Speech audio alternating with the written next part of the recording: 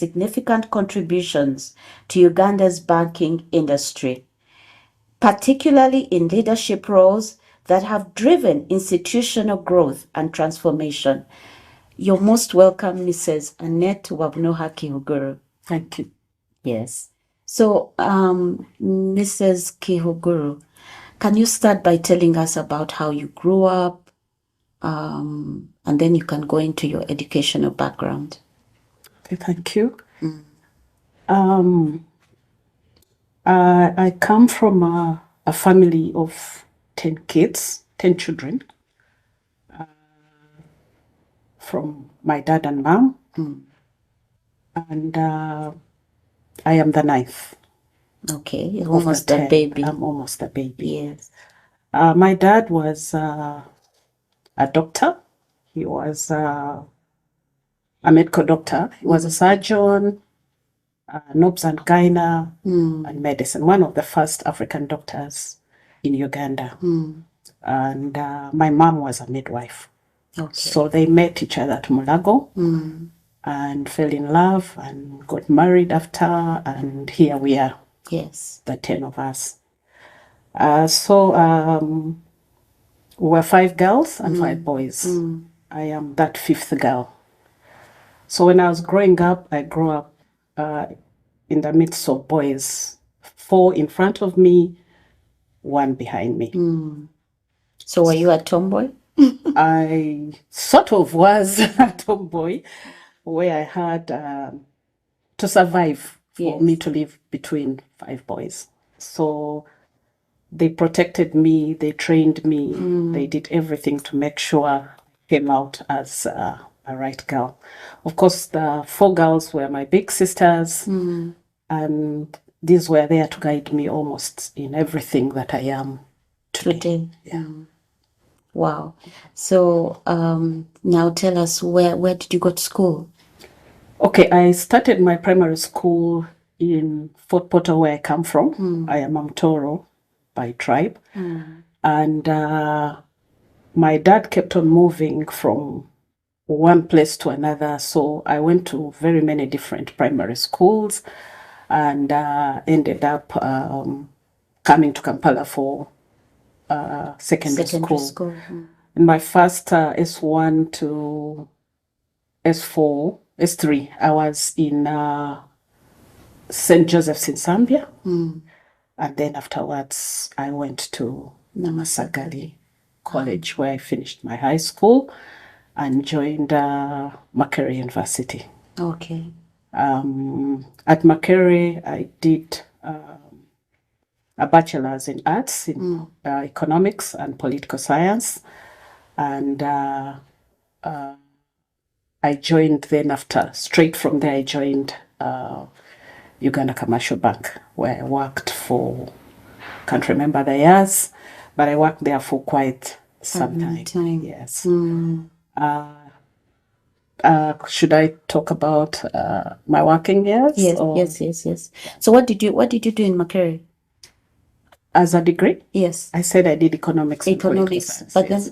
But then later you did, I think, a master's? Yes, now that's why I was saying, can I talk? Because I did it after. Yes, right. So I started working right from the university. The same year before graduation, I started working with Uganda Commercial Bank. So by the time we had the actual graduation, I was working. Oh, that was good. Yes. Was it easy at that time to get a job? Yes, it was, because there were not as many graduates, especially in economics, like there is today. So during that time, we were recruited as trainee banking officers, and we trained for 2 years as trainees. So during that training time, we went through different desks. You had to do a lot of training on different desks to become a full banker, which I really appreciated a lot. My story is quite interesting that, like I said, maybe from my background of having grown amongst 10 kids and I'm the 9th and boys, I can call myself, I was a bit competitive. That at any one point during my trainee time, when there was any task force that needed people to go and give a hand, I always volunteered to join that task force. And I think in my mind, I knew what I wanted, in that the more task forces you do, the more information you get, the more well-rounded you become. So I worked there, I can't remember which, it must have been like for 6 or 7 years. I can't really remember exactly how many years I was there. But then after 2 years, That was they were Uganda Commercial confirmed. Uganda Bank. Commercial Bank were confirmed as now banking officers. Yes. And I worked in very many departments after that. I worked in statistics. I worked in procurement. I worked in, what department was that, where they pay salaries and for the whole entire bank, and quite a number of places. And in the meantime, I was doing quite a number of task forces, including rolling out a core banking system for the first time in Uganda Commercial Bank, where I also volunteered to be on that task force. So much as I was not an IT person, I decided to volunteer, and I learned a lot out of that. It was quite hectic, but I enjoyed it because it made me appreciate banking. And also in the later years, it helped me a lot when the core banking systems were being rolled out in the other banks. Yeah. Wow. So after Uganda Commercial Bank,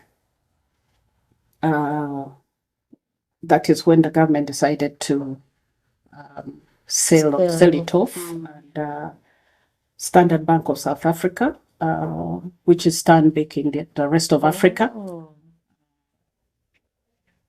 bought the bank. Bought the bank. But I have an interesting story to say here between the two, the buying, the time of the buying of this bank. It is something I talk about that can help motivate people. I think from the time I was working in Uganda Commercial Bank, all those things, I was doing task forces and what, I do not know who noticed me. I was a young lady. I think I just got married. I had my 2 little kids. At that time, they were quite young. And then there is a gentleman from South Africa who had come to do the merger. I don't know for what reason why he walked to my desk, walked to my desk and asked me, "Are you Annette?" I said, "Yes." He asked me a question of, how do you feel that Standard Bank is going to buy Uganda Commercial Bank? I remember telling him, I'm excited. He actually pulled back a bit and asked me, "You're excited?" I said, "Yes." He said, "Why? Are you not scared you're going to lose a job?" I answered him by saying, "No, I'm not scared. Why would I lose a job?" Then he said, "Tell me why you really think you're not scared and why you're excited." I said, being young, many people don't realize you also have ideas that could actually work. At that particular time, I think the government had, at the beginning, the government, most of the government businesses used to come to Uganda Commercial Bank because it was a government bank. Now they had opened up for other banks to also compete for the business. So I had noticed where I was sitting. By then I was working in the corporate branch of Uganda Commercial Bank, that we're losing quite a number of good clients, top clients, national waters, those kinds of government departments. We are now moving to other banks. In one way or another, I had tried to talk to my bosses and said, I think maybe our customer service is not up there and we are losing clients. Incidentally, nobody was listening to me. So I was sort of feeling bad. We are losing clients and nobody seemed to see something was happening and we are losing these good businesses. So the guy looked at me and said, "Oh, it was nice talking to you. And he stood up and he left. So you had no idea that most probably that was an interview? I didn't know. So it was, I think, 2 days after, 2 days or 3 days. And he calls me and he says, I want you to move up to my office and start for me what they called then the business development department with another 2 people. So we moved. So he gives us an office and we start planning on how we are going to start this department. So in between there, by the time the merger happened, I already had a job sitting on the other side of Stanbic. Yes. I was no longer part of those people. Right. They are going to discuss, should we leave her, should we not? So did they lay off quite a number of staff? They did quite a lot of staff, quite a number of staff. Well, not very many that moved to Stanbic.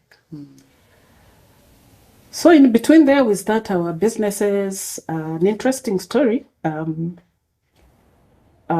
We were sitting on the same floor with the then managing director of who was going to be the MD of Stanbic.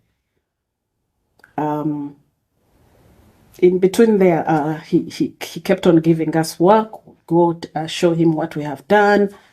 And maybe I didn't say that. At the beginning, when I was growing up, I was a bit shy.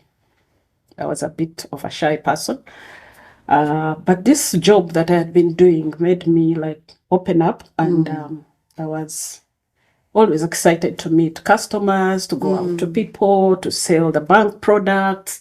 It actually excited me. I realized maybe God had given me something that I had not yet noticed that I had.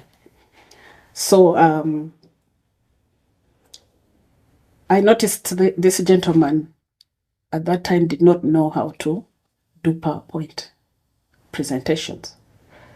So every time I'd go to his office, I'd find him struggling. So I asked him, could I help you put up your PowerPoint presentations? He said, you can do it? I said, yes, I can. So I kept on helping him on that, and he really became very close to me. We became friends. Whenever he was going to make presentations to the staff, because it was a very busy period, they are merging bankers, they are exiting staff, some are remaining, so much was happening. He would ask me to go with him. So I would go when he's presenting, I would be there when he's presenting.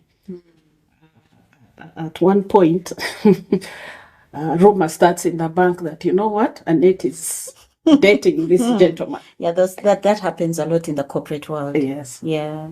So he would laugh and he says, you are a very small girl. He was an old man. So why would anybody think like that? I said, I didn't care. I was doing my work. So from there, within that time, he gave me another, from business development, he gave me another desk now to run. But before maybe I moved from that one, we were 4 of us. So at that particular time, I used to tell the rest of our team, why don't we divide Uganda and you go east, I go west, you go north, you go south, and we all converge after the weekend. We see what kind of business we have brought. People were not willing to travel outside Kampala. They didn't want to go out. And that particular time, the bank never used to have drivers. We never used to have drivers to drive cars. If you wanted to go to the west, you would have to drive the car and go. They would give you the car, you go. So that's another skill I learned during the process. So what they did was to take us to, what is it called? Automobile Something Association, AAU, where they teach you also defensive driving, so that you have your driving permit, you know how to do defensive driving, and then you'd get on the road. They were good cars. So I would go myself. Wow. A very interesting journey that... Sometimes, did you ever go to Karamoja or? There's nowhere I didn't go. Wow. There's nowhere I did not drive. Most times alone in the car. There were pickups, manual pickups at that time. And you've made appointments with maybe 5 districts that you want to go and speak to the chief administrative officers, and you do not have the time. Maybe you have 2-3 days to have come back.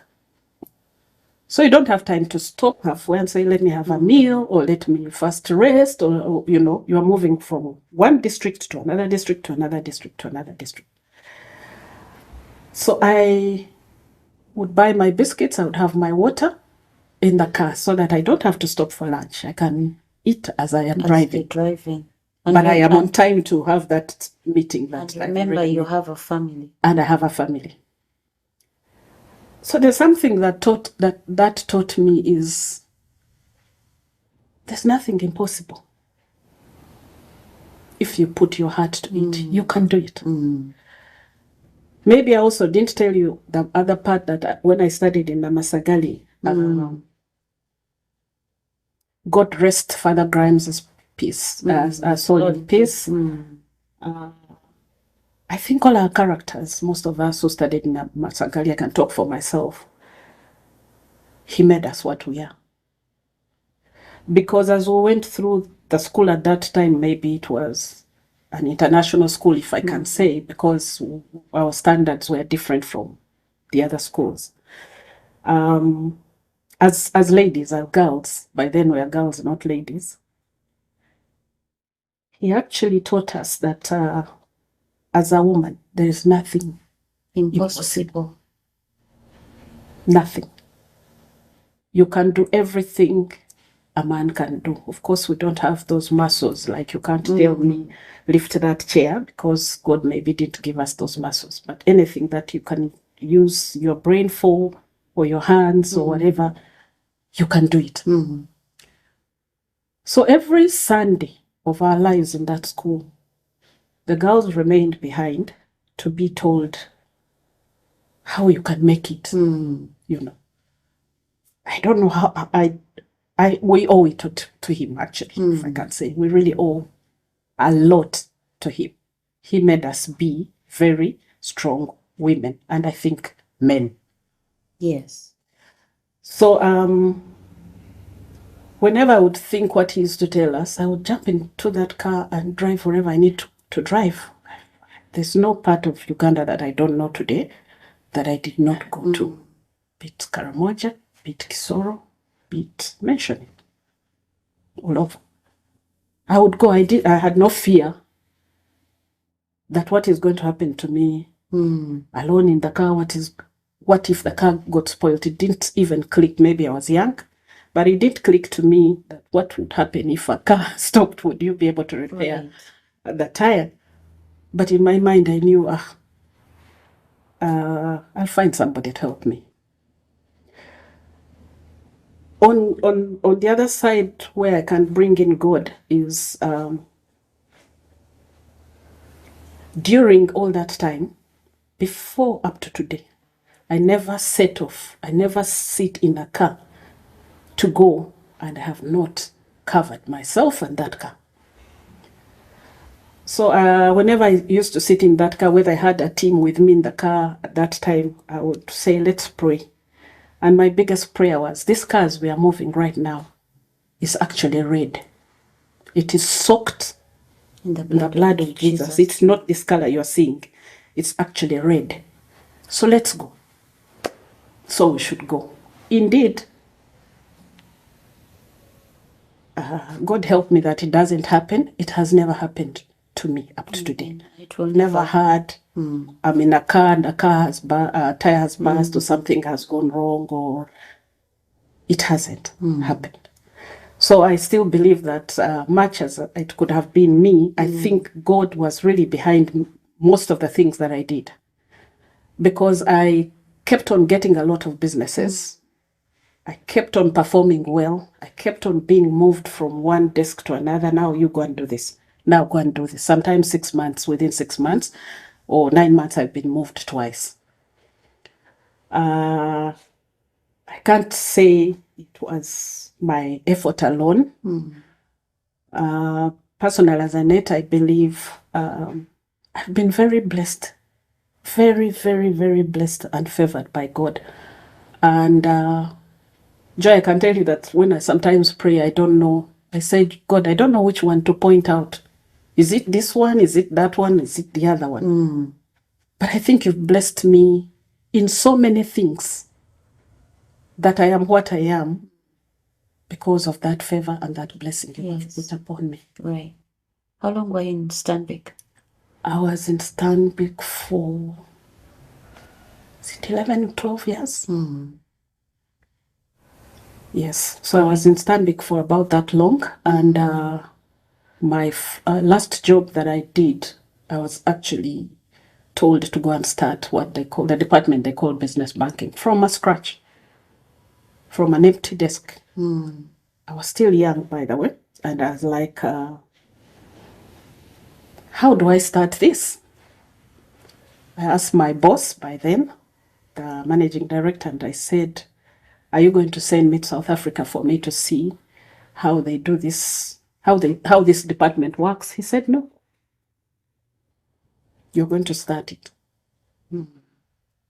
So on an empty desk, I applied my mind. I worked out what I needed to work out. It's quite a busy department. Business banking actually looked after anything below the corporate names. Corporate names are very big names. Let's say they take care of the corporate clients. The corporate clients. So I was that other mass one, where some don't speak English, others speak English, but they are big customers. Yes. So I started. Like I said, I think God was with me. I excelled.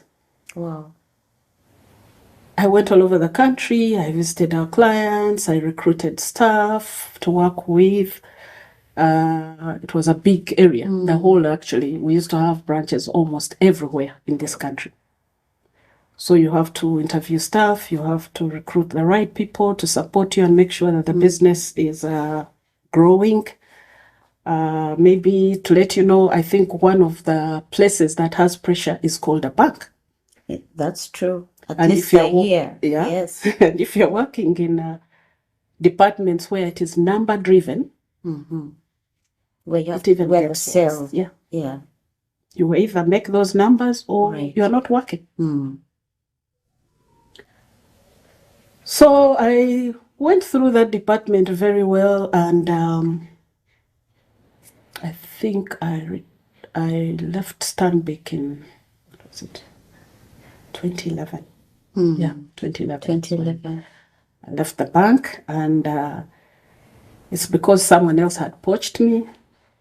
They headhunted you. They headhunted me into Barclays. Oh. And one thing that I can tell you is that in my career that I've had in banking, I don't remember applying for a job except that first one. When the I one left of campus. UCB, yes. From then onwards, I never applied for any job until I left. I did not. That's why I keep saying, I think God blessed me in one way or another, because you can't have been the best. But you were also God definitely was very involved in that, but you're also very good at what you are doing. And to be able to head I hope so. So when I was leaving Stanbic, I remember my MD and the guys I used to work finance and all that stuff. They like, please don't go. And that means a lot when somebody tells you, why do you want to leave? Can we increase your salary? You know, I remember they actually did increase my salary, but I wanted to leave. Now why did you want to leave? Have a change. Have a change. Have a change. Yes. My MD actually told me, no, I'm going to remove your resignation. And we talked for almost 2 weeks. He would take me to his office. We would talk. He would talk to me as brother and sister. And he would tell me, I sincerely don't want you to move. It became very difficult for me to actually leave. I stayed on for some time. Said, let me finish what I need to finish and then allow me to go. I remember I actually put in my resignation when he was not out, when he has When gone he out, was out of the country. because he was such a good guy, and I didn't want to like hurt him. But in your mind, you're like, if you leave when people still want you, I think there's no more satisfaction you can get than that. So, Mrs. Kihuguru, we have to go into a break right now. So viewers, we'll be right back after this break.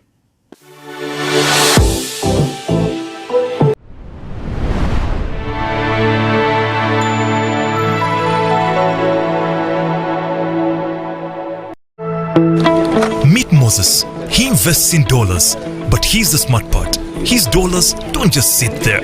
They're out there making more dollars for him. He can take a break, but make or break, his dollars never rest. They're out there hustling for him 24/7, even when he's asleep, halfway through his dreams.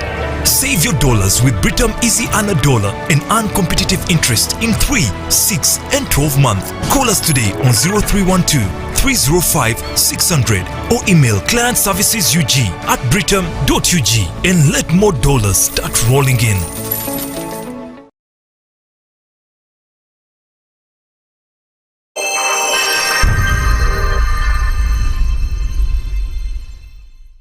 Must watch on Manifest TV.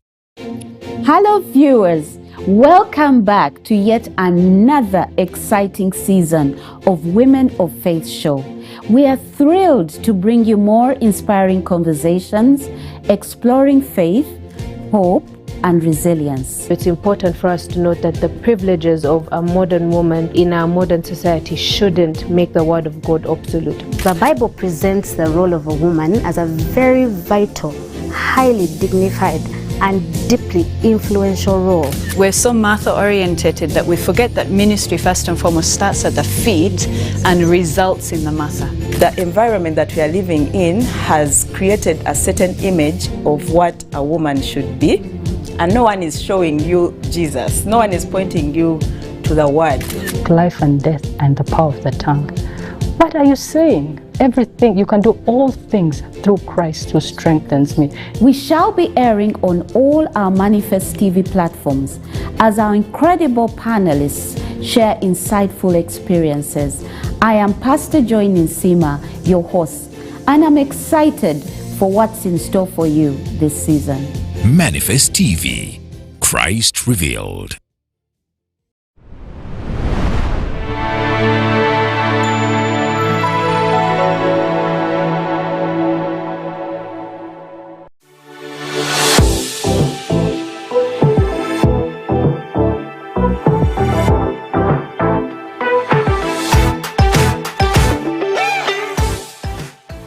Welcome back from the break. You're still watching Soaring with Eagles, and my name is Pastor Joy Ninsiima. My guest today is Mrs.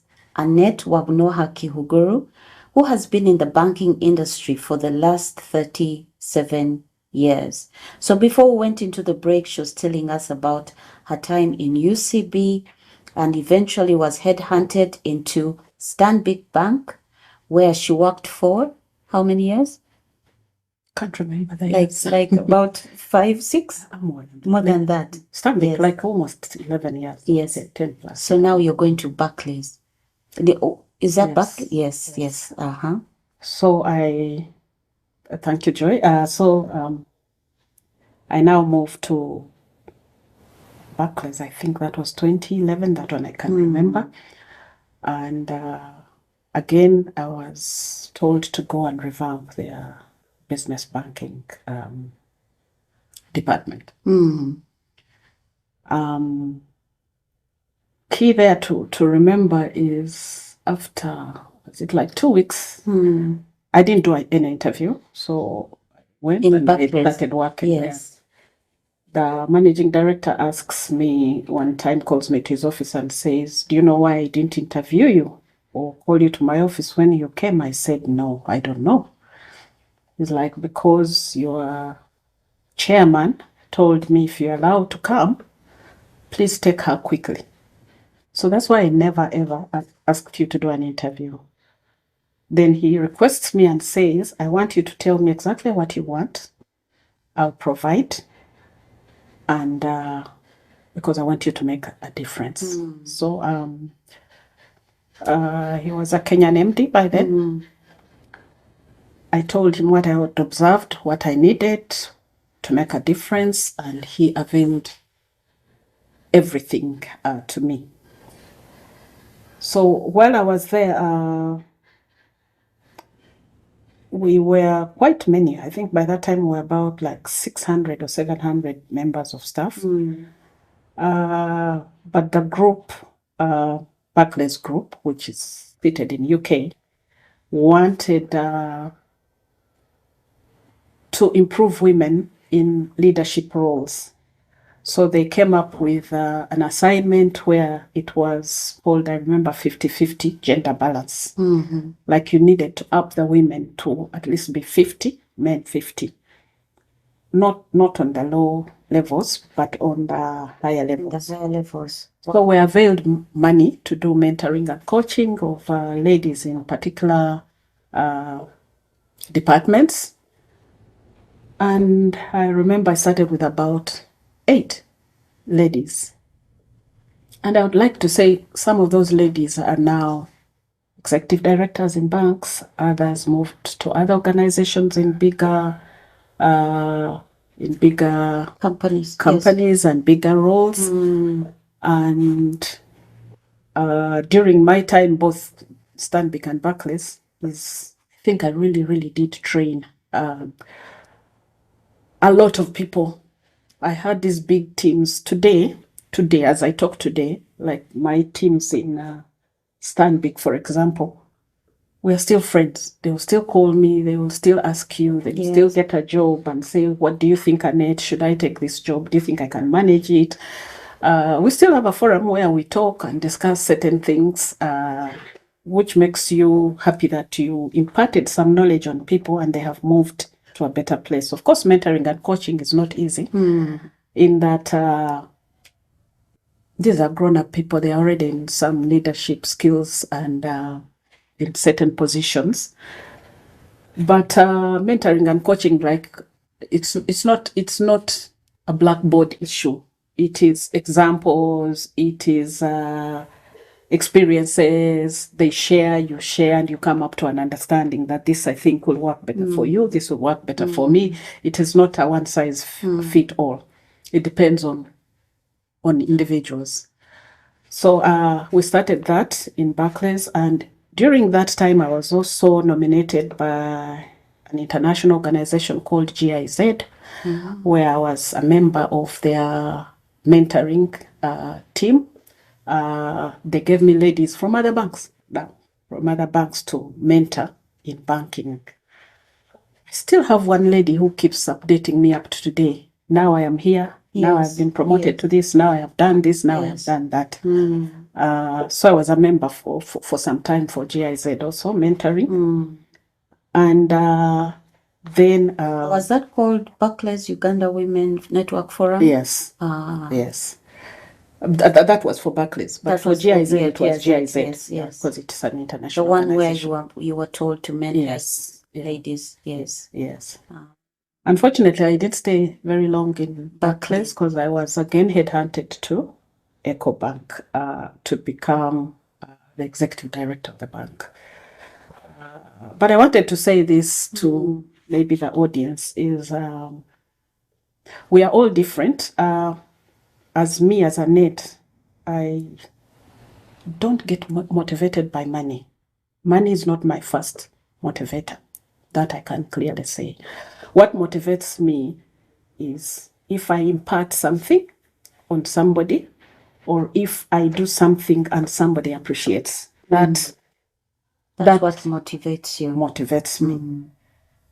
I'm saying this because I was given a role of executive director in EcoBank, and it took me almost 6 months to take it. You didn't, and yet it was going to pay very well. Much more but money. That was not your... Exactly. The reason was, at that particular time also, Barclays was going to sell off to ABSA.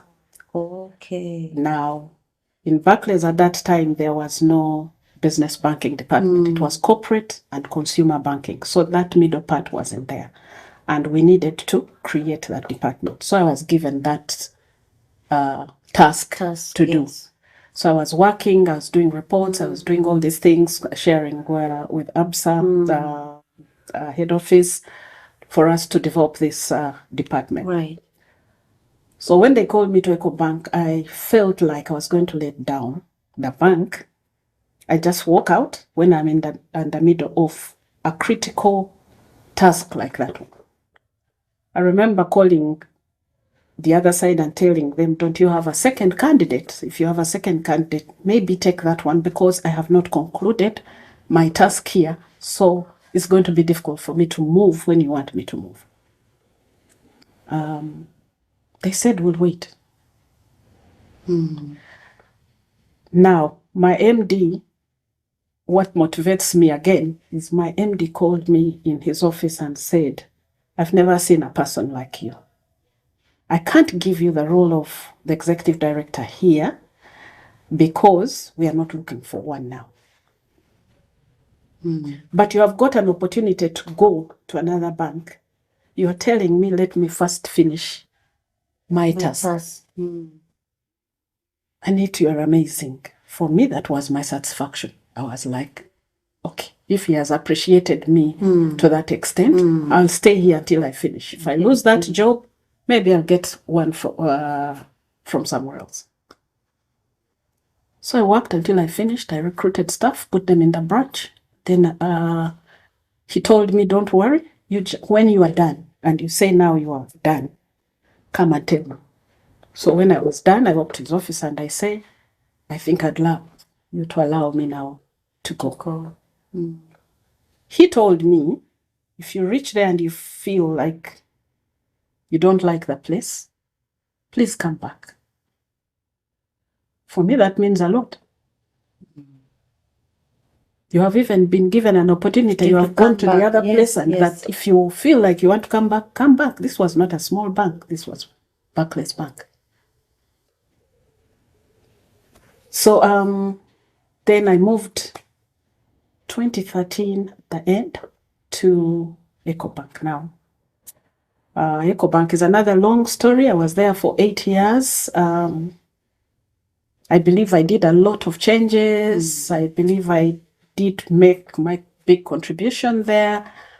It was my last years of now entering into the retirement age. So I worked for EcoBank for 8 years. As an executive director, I started as heading a domestic bank, which was business banking and retail. Then it was divided, and now by the time I left, I was looking after commercial banking and executive director. And some of the EXCO members would report it to me. So I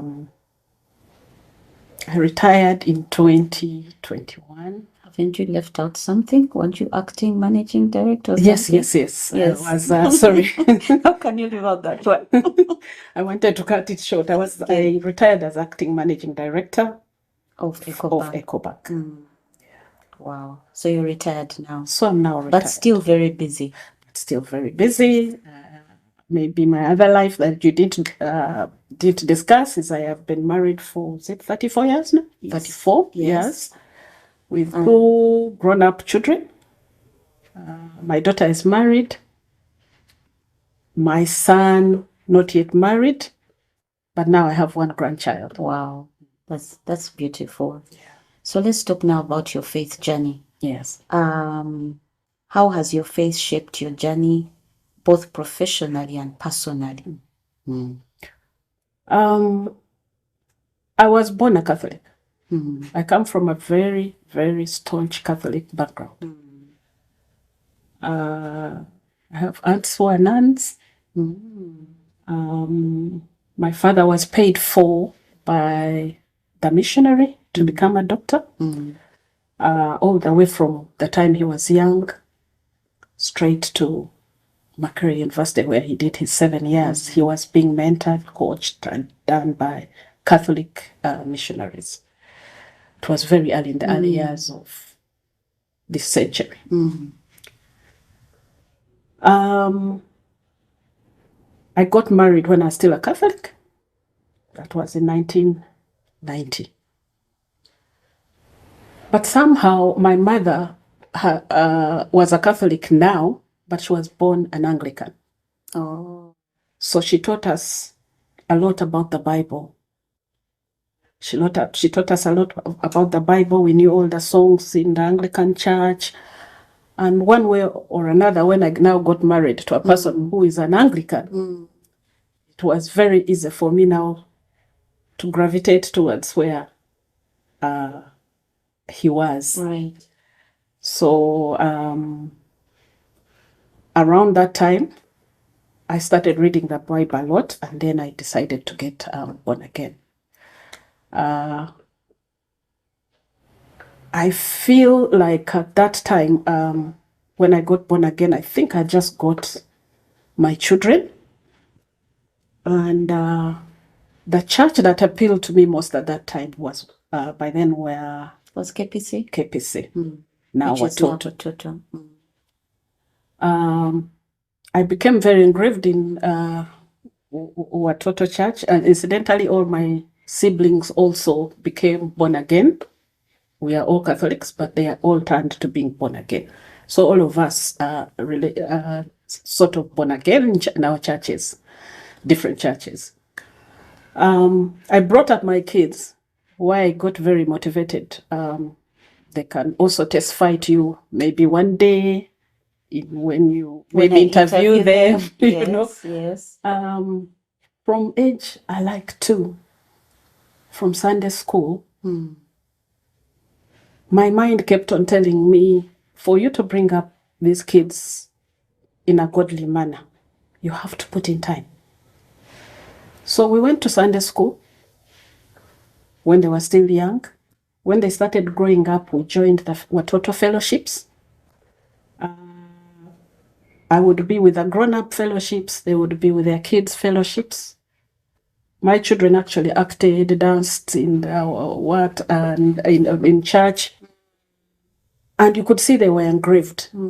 At one point, they also got born again when they were still young, Yes. and that was they were taken to watch the heavens Gates and Hell's Flames. Yes. By their late uncle, Godwin, Bambi, okay. who also helped me in mentoring them in God all the time.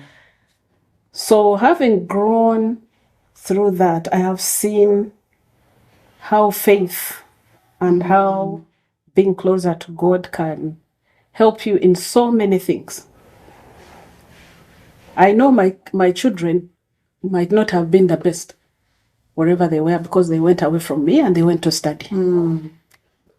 But at one point they told me, don't worry, we might not be the best, but the way you brought us in church was not all in vain. There are certain things we did not do because of the background that we had. Exactly. There's a scripture that says, train up a child in the way they should go. Exactly. Yes. So that satisfies me a lot, and I can still see it and testify that I see it in them, in that there are many things like I would say, please don't put tattoos. What does the Bible say? I believe they have not. Those were the days of when the young boys would pierce their ears and all. I would tell my son, please don't put earrings. Men don't wear earrings. What did the Bible say? Those things are for women, not for men. And indeed, up to today, I have not seen at least that on his ears. So there are some of those simple things. There are other things we could talk about, but there are some of those simple things. You can see, probably because we came through church, they've read the Bible, they have been taught, they have studied. These children would even go for fellowships as far as Mombasa with our Watoto children. They would travel that far to go for fellowships. So there's something it did in their lives, and which has helped me raise them to what they are today. Yeah, they are not young anymore. One is married. The other has a grandchild, but a child. But you can see what God does. They pray. That's good. we used to have an altar here when we are still all together. Now they have left. They are no longer with us. But would discuss topics. Would say, let's pick a topic. What is the Holy Spirit, for example? You go research. Research. And even when we meet, let's share what you have found, what I have found. And then, we see what does it mean, If we hadn't grown up in that faith of God or trying to seek God, I'm sure that each one would have taken their room, they go to the room, the other and got the room, and you stay alone doing your own things. But I had not seen it. They would come, would sit here, would pray, we would discuss topics for like 2 hours. We are discussing that one topic that we said we need to understand this thing. As far as that's my home, as far as work is concerned, I don't even know what to say. There are so many challenges that happen at work. Of course. When you are at those roles of leadership, Especially, yes. Everything you do or say, 70 or 80% of the people see it in a negative form. And yet you meant it for good, you meant it to help them, you meant to maybe push them to do something better, but people won't see it that way. So if you don't have faith and you don't have God, you can find yourself a bitter person. You can find yourself, you can't move as fast as you'd want because you are thinking, but when I told Joy, she didn't look like she was happy with what I said. Like they say, leadership is very lonely. That's true. Very, very lonely. You can find yourself like alone. People don't want even to understand what you're trying to do, and yet they don't realize that there are stakeholders at your back that need that pound from you. And you're not going to do it yourself. You're going to use the whole entire team to do this. Those who understand will go and do it. But most of the times you'll find even those who are trying to understand really have faith in God. But there are some in organizations, there are so many things that happen in organizations. Some actually, sorry to say, some could even be witches. Exactly. They go to witchcraft, yeah. They resort to witchcraft. Yeah, that's But true. while I was working, I would announce it at the beginning. Don't disturb yourself, don't bother yourself. Me, I'm a child of God. And if you put witchcraft here, I am going to jump it, and I can bet you nothing is going to happen to me.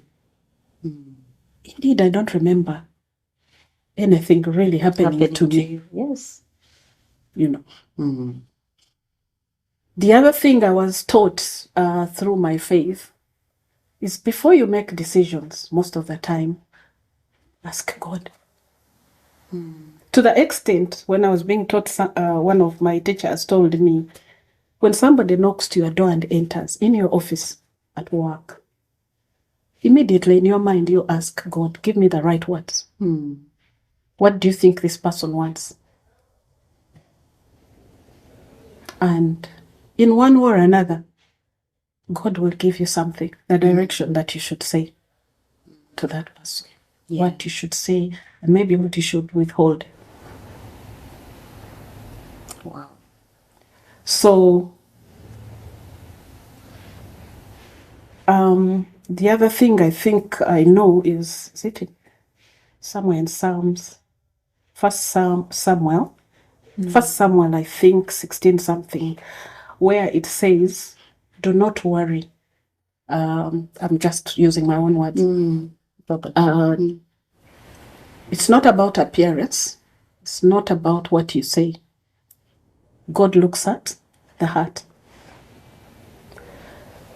One thing faith has taught me is you might look at me and think I am a bad person, but my heart could be the cleanest that you don't know.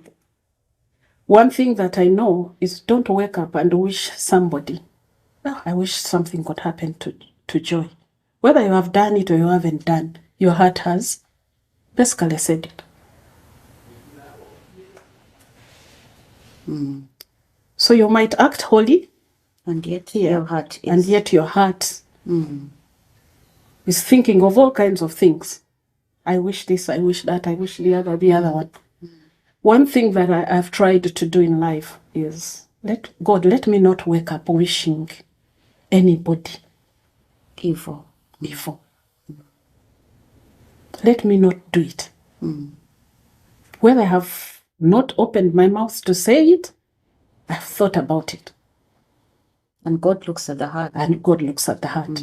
So you might be holy, you might go, you are the one who praises, you are the one who, I don't know, does what and whatever.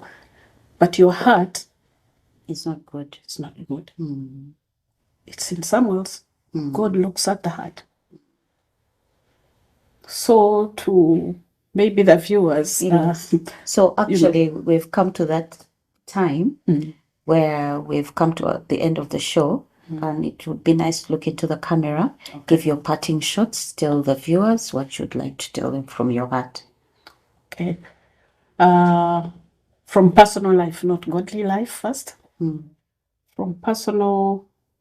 my own personal view, or what I would like to tell especially the young ladies, as we who are old, maybe we have, they say experience is the best teacher. We have gone through fire, we have gone through everything, and now our minds think differently. But to the young people, whether ladies or gentlemen, especially of today, nothing comes easy. Nothing comes easy. You need to work hard. You need to be dedicated to what you do. And I'm not going to say don't be like me, who money doesn't motivate that much. But your actions, your character will sell you before anything. You'll start getting money, not because you have strived to get it, but because of what you do. Maybe on this one, what I would want to say is to young people, where we are heading right now, nobody's looking for people who work and do what I've asked you to do. If I say, take this to that chair, and that's all that you can do, anyone can do that. What is that value add that you're going to add to this person who's going to give you that money? Do you get my point? Yes. Is there anything extra? An added value to, you have to do something extra. You have to do something extra. There are so many educated people. There are so many people around who can do even more than you do. But you have been blessed to be in this position. Don't take it for granted that you're going to be there for the rest of your life. Somebody brilliant, somebody who multitasks maybe 5 things at a go, is going to apply for the same job, and they will weigh, and then they will see, who should we keep?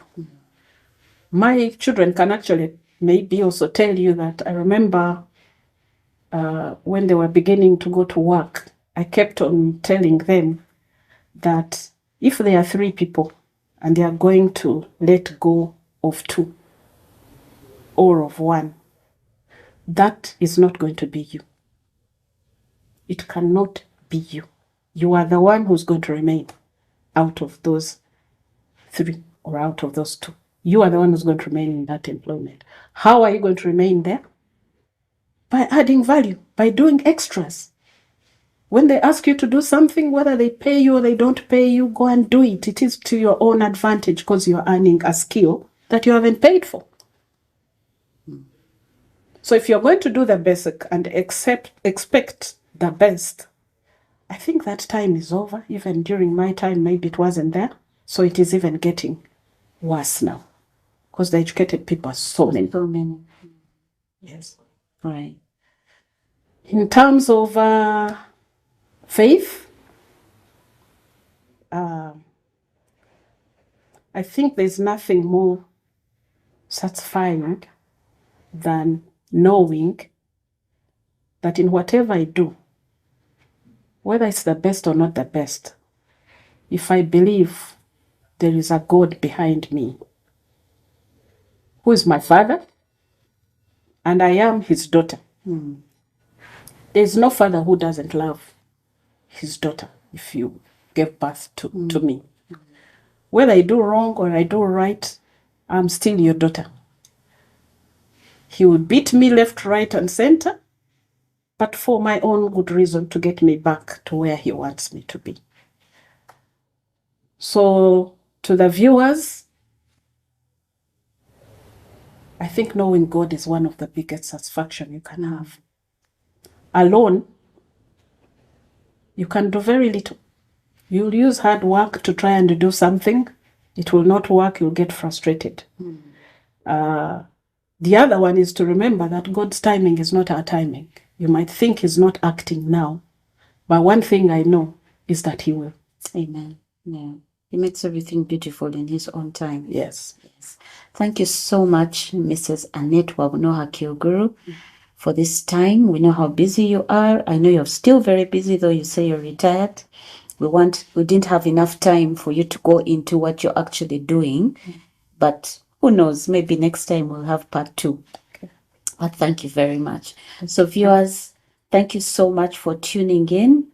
This is Pastor Joy Ninsiima, and until next time, may the Lord bless you, expand your territories and borders, lay his hand upon you, and keep you far away from evil. Bye-bye.